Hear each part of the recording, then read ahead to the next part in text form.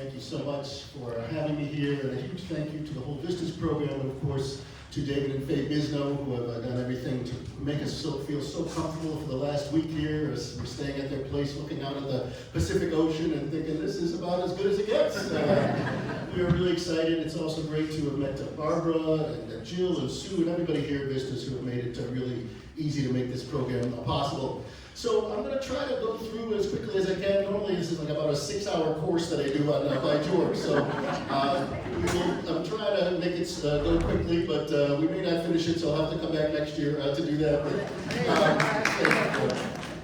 So this is the life and music of the great George Gershwin. I still believe he's the greatest of our American composers, even though he only lived to be 38 years old. And there's so much we don't have from him that we wish we could have had he lived longer. I always like to start off with some quotes by the people who I'm talking about when I do my classes. I think it puts them in better light. One of my favorite quotes that Gershwin said, "Life is a lot like jazz. It's best when you improvise." He also said, "True music must repeat the thought and inspirations of the people and the time." And he finished saying, "This is my time now." So he understood it. He said, "I frequently hear music in the very heart of noise." He also said, "When I'm in my normal mood, music drips from my fingers."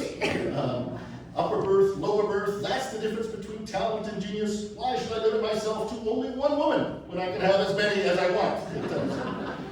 Now, his parents had come over from St. Petersburg. They had actually met in Russia and had fallen in love while they were there, but the mother ended up coming over in 1891, escaping the pogroms that were in Russia, ended up coming to New York. Morris followed soon after. His name was originally Morris Gershwin. Rose Ruskin were the parents. The father would come over about a year or two later, spend the next year or so hunting down Rose Ruskin, and they end up getting married in 1895. They would first live on the Lower East Side, which is where Ira, the oldest kid, was born in 1896. His parents called him Isidore. His official name was actually Israel, but he didn't know that until he applied for a passport in 1928. The family would move to Brooklyn in 1897, and that is where George was born. His birth certificate actually lists him as Jakob Gershwin, so he went through a couple different names. There were two later siblings in the family, Arthur, born in 1900, Francis, born in 1906. Arthur liked to write music, but he described himself as a leading composer of unpublished songs. Wrote over 150 songs, but he was in the wrong family because George was better at it. And he ends up as a stockbroker. Frankie, as she was known, became a singer and a dancer. She would ultimately marry Leopold Godowsky, the son of Boris Godowsky, very famous pianist. And Godowsky would become the co-inventor of the Kodachrome process of color photography and got quite wealthy doing that. Here's George at age 10 in 1908. Now, the father really did not want to have a regular salary job. He was a real self-made man, so he tried many jobs and lived in many different places. The family apparently occupied 28 different apartments from 1900 to 1917. He owned several restaurants, card stores, Turkish baths, bakeries, cigar stores, even a bookmaking establishment at Belmont Racetrack. The two older boys were very, very different. Ira was very studious, very introverted, loved to read, extremely responsible. But George was not. He really hated to read. He preferred to roller skate. His mother called them his hoodlum friends that he hung around with. Would often get into street fights and often skip school. Ira would actually have a bar mitzvah, but George never did. They were not very strongly religious at that time. But while George was out being a hoodlum, he was also listening to music. And we know about his first experience he had, which he described later, was while he went up to Harlem. He would sometimes just take that subway up so he could listen to music up there. He said he was outside a musical arcade, and he heard Anton Rubinstein's Melody in F played on that piano when he was 6 years old. And he later said, "The peculiar jumps in that music held me rooted. To this very day, I can't hear that tune without picturing myself outside that arcade, standing there barefoot and in overalls, drinking it all in avidly." And this is the little tune. I'm just going to play part of it.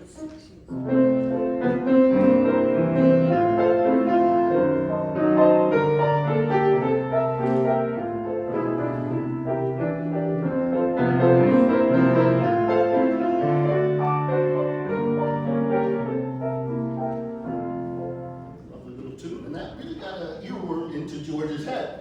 Now, soon after that, his next big music memory was at age 10. He was at school, and there was a younger student in the school named Maxie Rosenzweig, who was a violinist. Later became known as Max Rosen, who was a fairly well-known violinist. He heard him playing the Humoresque by Dvorak on the violin. He would call it a flashing revelation of beauty. You'll know this tune. Here's that sound, how that sounds.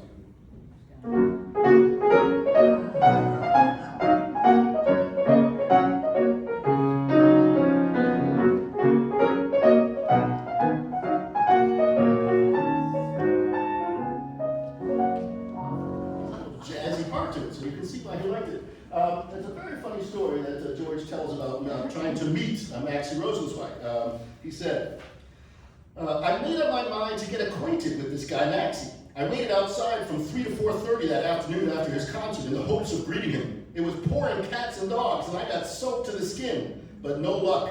Maxie had long since gone. He must have left by the teacher's entrance. So I found out where he lived, and dripping wet as I was, I trekked to his house and unceremoniously presented myself as a great admirer of Maxie.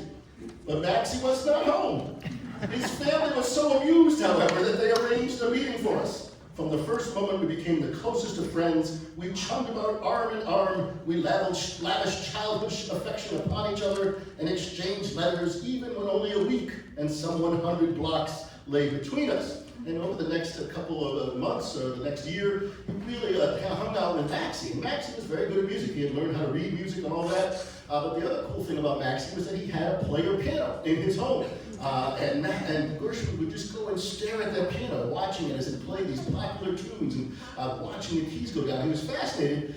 He even tried to write a couple little tunes after doing that. And famous last words by Max, he said, "George, you haven't got it in you to be a musician. Take my word for it, I know."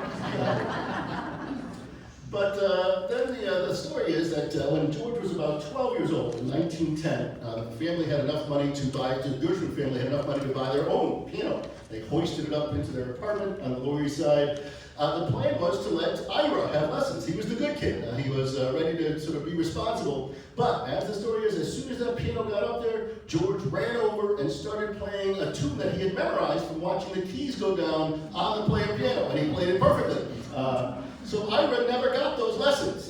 George started getting them first with a local woman named Mrs. Green, and then with an old Hungarian in the area named Mr. Goldfarb, who was kind of famous because he had published a piece called the Theodore Roosevelt March. Goldfarb didn't know anything about teaching piano, but he would give George these operatic fantasies with all sorts of fun stuff, and George was so good, he could actually just play it. He could look at it and play it out.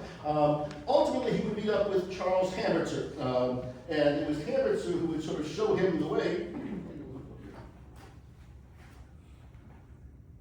Nope.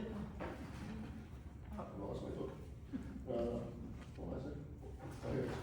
Oh, here it is. Hammertzer would kind of be the best teacher he had, actually the only great teacher. But the first thing he did was after seeing, he listened to George play, and George played a little bit of the William Tell Overture, some big operatic mess. Goldfarb, Hammertzer said, "You're doing really well, but I think we should hunt out the guy who taught you to play this way and shoot him." And not with an apple on his head either. So Hammertzer understood how to teach piano. He was a classically trained musician. And he pretty early on recognized there was something special about this young kid, George. We have a letter that he wrote back to his sister. It says the following: "I have a new pupil now who will make his mark in music if anybody will. The boy is a genius without a doubt. He's crazy about music and he can't wait until it's time to take his lessons. There's no watching the clock for this boy. The kid's got talent and I believe I can make something of him." And he encouraged George to not just go up to Harlem, but to go listen to concert halls and see all the different kinds of music. And George later wrote about it. He said, I listened not only with my ears, but with my nerves, my mind, and my heart. I listened so earnestly that I became saturated with music. Then I would go home and listen in memory. Then I would sit at the piano and repeat the motives over and over. So he really got this incredible music training. He didn't really want to play classical music, but he did learn about Mozart and Beethoven and some of the early things. He really just wanted to play ragtime, which was kind of the cool thing at the time. Hamilton knew this, he said. He wrote to his sister, he wants to go in for this modern stuff, jazz and whatnot, but I'm not going to let him do it for a little while. I'll see that he gets a firm foundation in the standard music first. So we owe a lot to Hamilton as his teacher. George later said he was crazy about that man. Sadly, he would die of tuberculosis at the age of 37 in 1918, so he never really saw his great student succeed. Now, in the summer of 1913, in 1913, Gershwin actually does drop out of school, as his mom feared. He was not really interested in school, and he would become the youngest song plugger on Tin Pan Alley, a street between 28th, between 5th and 6th Avenue, where so much music was being published. A lot of it very bad music, but his job was to sort of sit in the window and play it and improvise on it so that people would buy it, and then they would go home and realize it didn't sound so good when they played it, but it sure sounded good when they bought it. But he knew that he actually could write better music than a lot of stuff that he was plugging. And so while he was there, he actually got to meet several really fun people, including Fred Astaire, who was actually in the area and would come and listen to George play in the window. He said, George was a piano player demonstrating songs at Jerome Remix when I met him. We struck up a friendship at once. He was amused by my piano playing and often made me play for him. I had a sort of knocked out slap left-hand technique, and the beat really pleased him. He'd often stop me and say, wait a minute, Freddie, do that one again. I told George my sister and I longed to get into musical comedy. He in turn wanted to write one. He said, wouldn't it be great if I could write a musical show and you could be in it? So already 10 years before the time, he would write his Lady Be Good for Fred and Astaire in 1924, but they were already preparing for it 10 years earlier. Another guy he met while plugging songs was the lyricist Irving Caesar, who would later work with him on Swanee, his first big hit. Caesar said, Gershwin's rhythms had the impact of a sledgehammer. His harmonies were years ahead of time. I had never before heard such playing of popular music. And he actually got to meet Jerome Kern at this time, who actually told his wife that this kid was going to make something of himself. And he finally decided to write his first song, which has a great title, written in 1916. It's called When You Want 'Em, You Can't Get 'Em. When You Got 'Em, You Don't Want 'Em. Yeah, I earned all of $5 for George. His boss at Remix said, you're paid to play the piano, not to write songs. So soon after he decides to get out of the song plugging business, he gets a job briefly as a pianist at Fox's City Theater. His immediate predecessor was Chico Barks, who was a really fantastic piano player. Gershwin does not do so well here and gets a little humiliated when he misses some cues. And at this point, he actually becomes a rehearsal pianist for a Jerome Kern show called Miss 1917. Kern went home and told his wife, this young man is surely going to go places. And he also got invited by Irving Berlin. Irving Berlin, one of the great songwriters who wrote over 1,000 songs, did not know how to write or read music. It was all in his head. So he needed to have musical secretaries write down what came into his head and put it on paper. And he had heard about this young kid Gershwin. And he was ready to offer him a pretty good job, a $100 per week job as his secretary. And he invited him over, but to Berlin's credit, he apparently said, the job is yours if you want it, but I hope you don't take it. You're too talented to be an arranger and a secretary. If you work for me, you might start writing in my style, and yours would become cramped. You are meant for bigger things. Which is really great of Berlin to do. So in that year, he would write his first instrumental solo. It's called Rialto Ripples. I'm about to play it. It really has that ragtime feel. Again, ragtime was the craze at this moment. He also begins to make some piano rolls, and he would often use pseudonyms. So if any of you have any piano rolls by Bert Wynn, Fred Murtha, or James Baker, that's probably George Gershwin playing.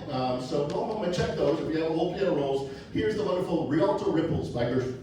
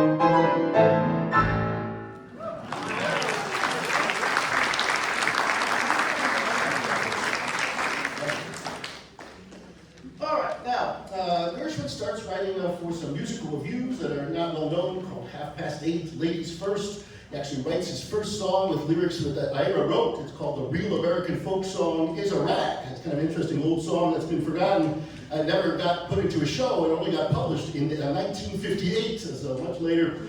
Ira actually begins published writing lyrics with George, although he uses the pseudonym first Arthur Francis, who were the two younger children in the family, and then later on begins using his own name. He writes his first full Broadway show in 1919 called La La Lucille. And then in later 1919, he would write the hit that really put him on the map, and that is the song Swanee, written with Irving Caesar. They said they wrote it in about 1 hour while they were on the bus. And it was not a success when it got first put into a show. There was actually a show that it was used for, the song kind of got forgotten in that show. But George was known for going to as many parties as he could, and trying to play his music for anybody who would listen. And at one party, he was there, and Al Jolson happened to hear him play this song, Swanee. And he said, I'm doing a show now, can I use that song? And it got put into his show, Sinbad, at the Winter Garden. It would become an instant hit, and it would sell 1 million copies of sheet music, 2 million records. He got $10,000 in royalties off this one song. Gershwin thought it was the worst song he ever wrote. So I'm going to actually sing a little bit of it, and I'm not a great singer, but neither is George, so you'll have to deal with that. But if you want to sing along, but I'm going to sing the song, and then I'm going to go launch into, in 1932, Gershwin made an arrangement of piano improvisations or piano solos of his songs, and that are really fun. So I'll finish the song and then go right into what Gershwin wrote, his version of Swanee.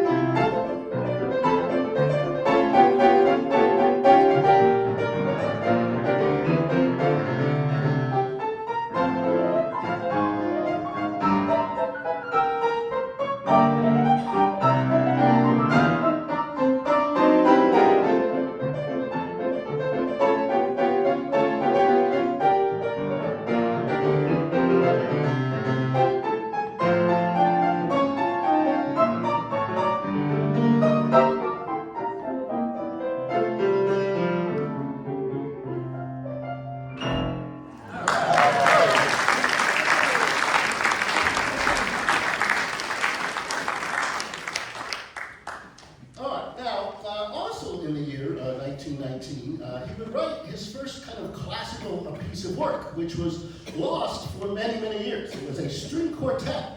He actually started working with a guy named Edward Kalendy, who was a friend of Hamitzer, on some composition lessons. And Kalendy said, well, try to write a string quartet, which is a good thing to do if you're first out composing. This would be lost for many years. It was actually discovered in the Congressional Library in D.C. in 1967 and performed by the Juilliard String Quartet at that time. It was published in 1968. There's a good story about this. He would actually use the melody you're going to hear in his first opera, Blue Monday, which I will sing for you shortly. So he starts using some of the material that he has in here. He also used this in 1923. He actually started working with a rather famous teacher named Reuben Goldmark, who was a rather traditional composer and didn't really like that jazz kind of stuff. So he said, maybe you could write a string quartet for me. And Gershwin didn't have time to write a new one, so he just went back and apparently found the lullaby he had written 4 years earlier. Goldmark looked at it and he said, "Good, I see that you are already beginning to profit from your harmony lessons with me." So he left him soon after. But it's a piece that nobody really knows. This is a kind of a piano arrangement, very different from the normal Gershwin, very calm and beautiful. This is the Lullaby by Gershwin.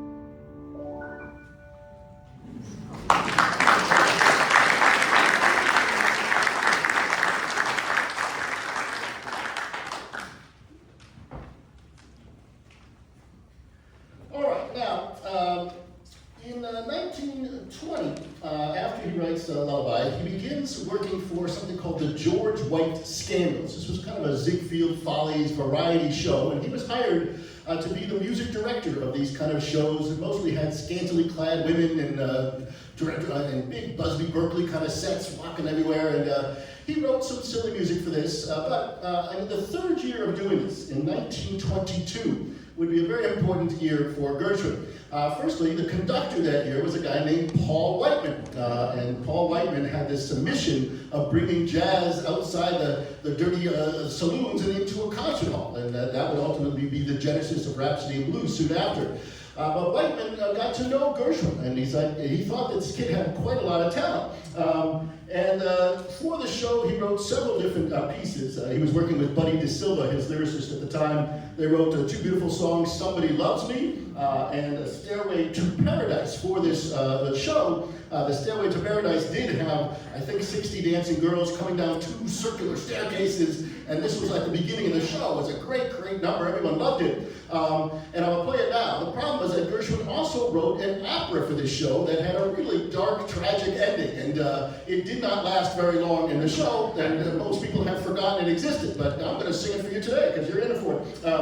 But here is first this wonderful arrangement. This is again Gershwin's arrangement that he wrote in 1932 of Stairway to Paradise.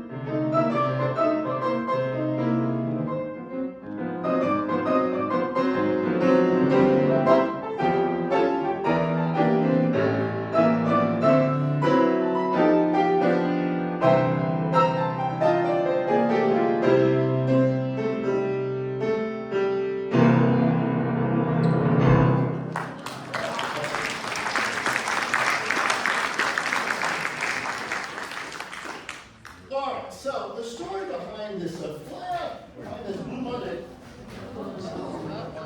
I'll get it later.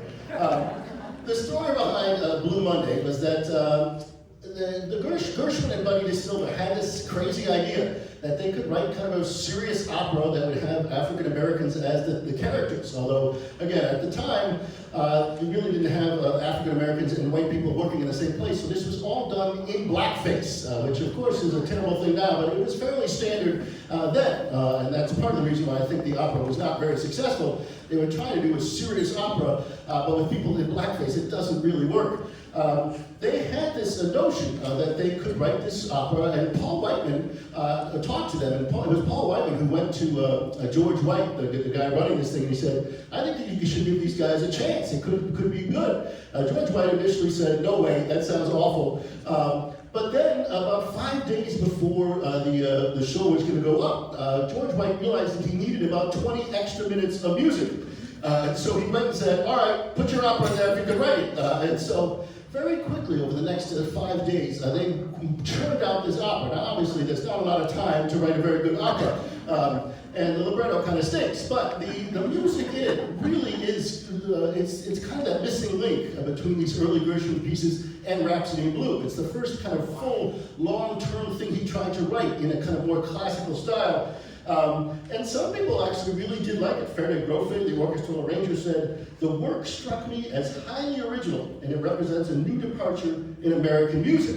And they actually did it in preview in New Haven, where that show first started out. They put it up a couple times. There were people who listened to it. They came to New York, and the first night it happened, and the next night George White said, "We are never doing that again." And again, it really was not the right place for this opera to have it at the end of the first act when everything else was just so up and uplifting, and this was a fairly dark plot, as I will tell you about. But it really was the most ambitious effort at this point that he had done to extend that musical horizon. He said he got his composer's stomach at this time when everything was going really bad. And one critic had a great review, which I'll read later. It said, it's the most dismal, stupid, blackface sketch that has ever been perpetrated on stage. But another said, this is the first real American opera, and it will be imitated for 100 years. It was later briefly revived under a different name called 135th Street. There is an extract, if you ever saw the movie Rhapsody in Blue, biographical film of 1945. They do some of this show in blackface for that movie. And it was performed as an opera on the Omnibus series by actual black people in 1953. So what I'm going to try to do, the opera has a fairly silly plot, but it basically follows a little bit of Pagliacci. That was kind of the in thing, and it's a reasonable opera. In the very beginning, one of the characters comes out and breaks that fourth wall and tells the audience, you're in for something big here. It's a great tragedy, so listen up carefully. And in the show, you'll hear there basically, I'm going to play all 6 characters in the show, and I'm going to reduce it to about 7 or 8 minutes. But we will see that we're taking place in a saloon in Harlem, in a bar, and I'll try to get you through the rest of it. So here's Blue Monday.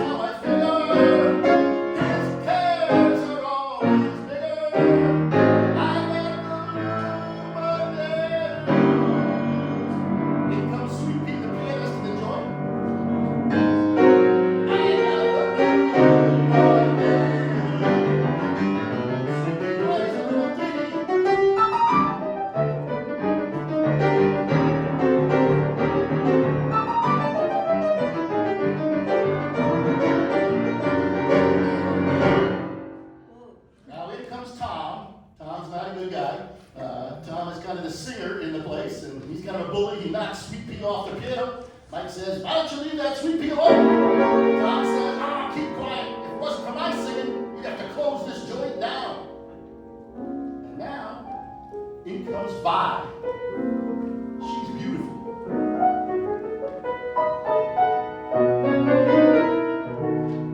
Vi looks for her man Joe. She said, "Has anybody seen my friend Joe? My man Joe?" She sings a little song. Mike says, "I haven't seen him in a while." And so Tom says, "You sure look sweet tonight, honey. I haven't never seen you look so fine. I always try to look my sweetest when I'm going to see my Joe. What do you see in that game of man? Don't you know that I love you? You love me. My Joe might be a game of man, but he sure is a man." There's nobody like my Joe. Oh, come on, forget about it. Bye. He tries to move in to kiss her, and she takes out a revolver. Foreshadowing. She said, "My Joe gave me this to use on guys like you."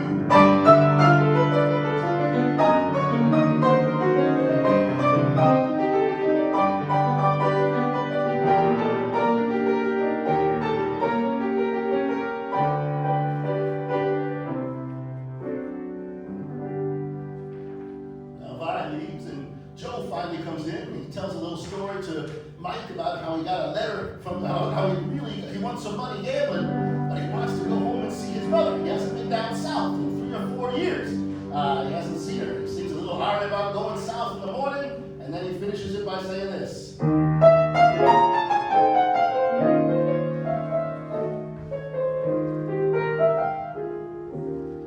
"I want to see my mother, mother mine. Oh, how I missed my mother, mother mine. Maybe I'm a sentimental dreamer, but my weary heart will see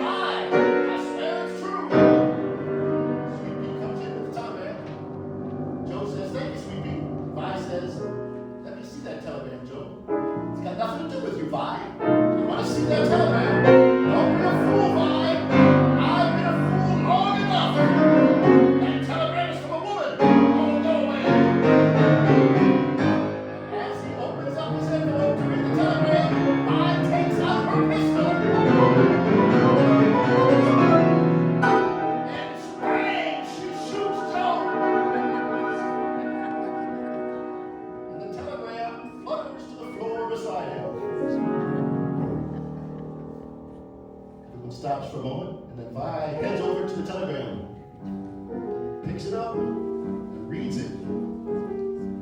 There's no need to come home now, Joe. Mother's been dead for 2 years. Sis!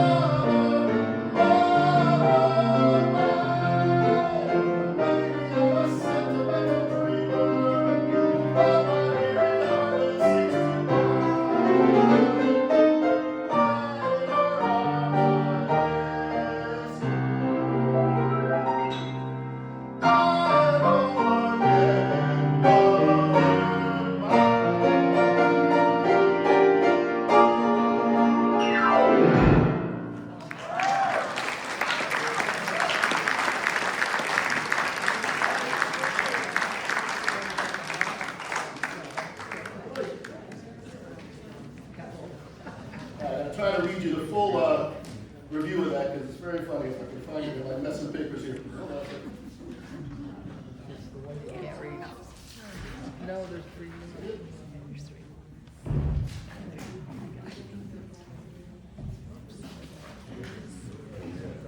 Let's go. Anyways, the basic review is this is the dumbest thing I've ever seen. The soprano who comes out, she should have turned the pistol on all of her colleagues right at once and then shot herself too.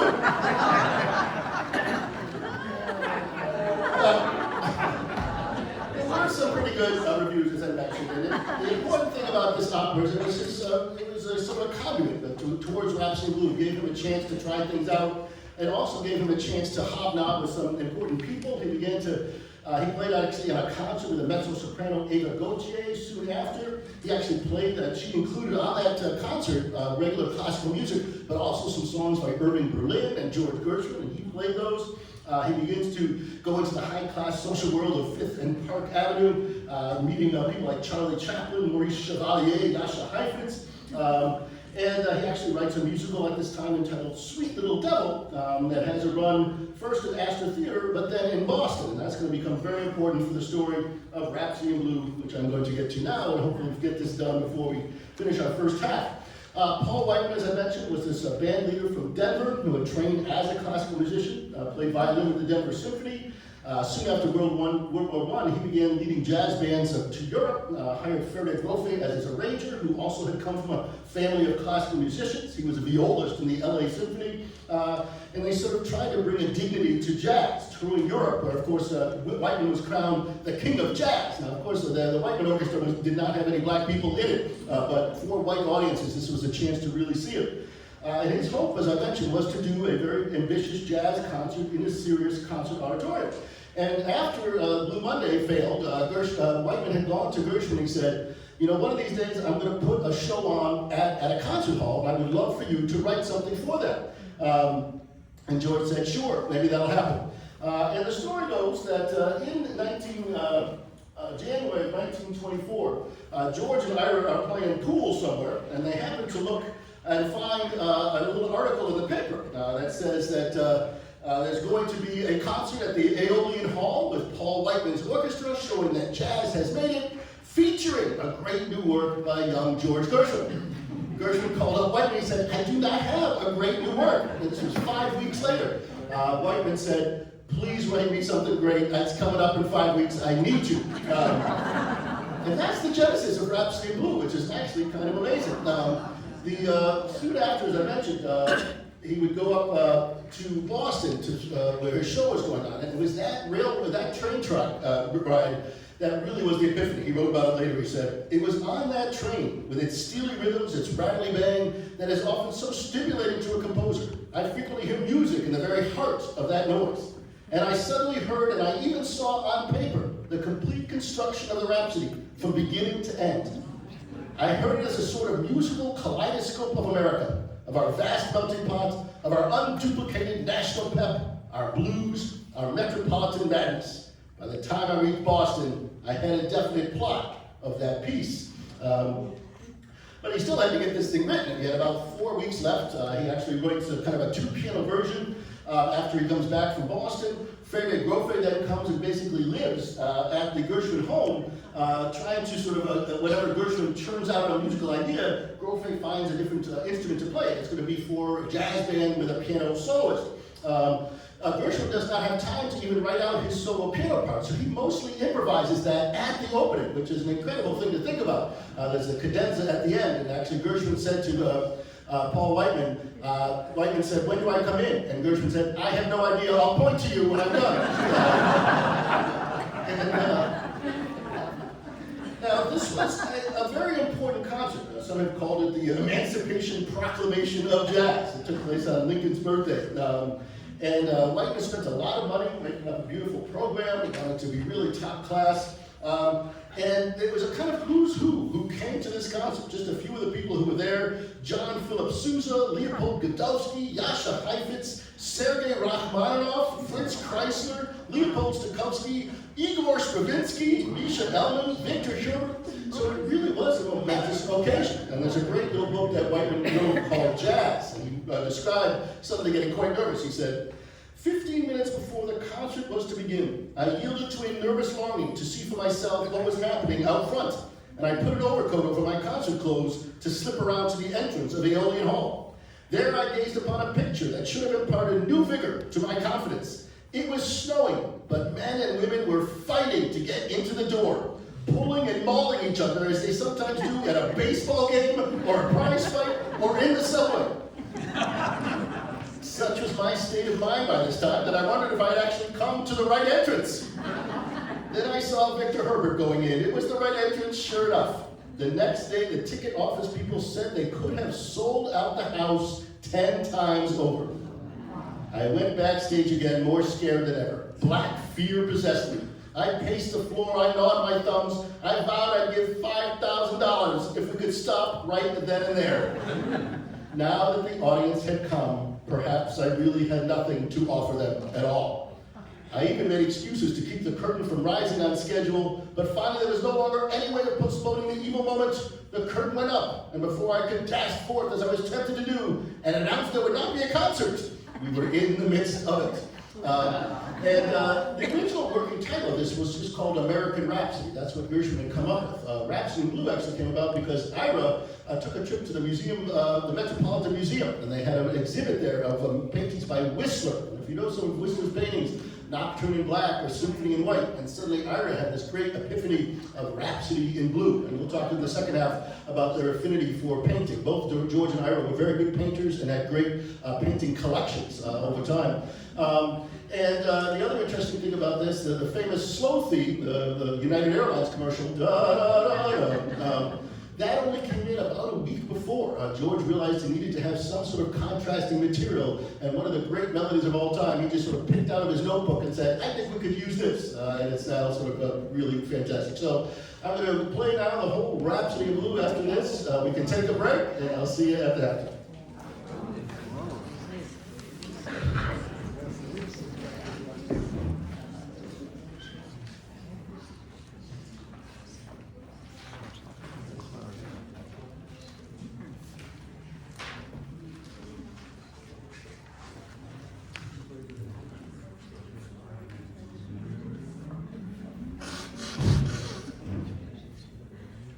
Not to mention that the opening clarinet glissando, which is so famous, that also was not written by Gershwin originally. He just wrote a scale, Ross Gorman, who was the clarinetist for the Paul Whiteman band, who had played a lot of klezmer music in his life, in rehearsal, he did this scooping up thing, and George loved it. So that really is another thing that came in at the last second, but is one of the great openings of all music. Here's the Rhapsody.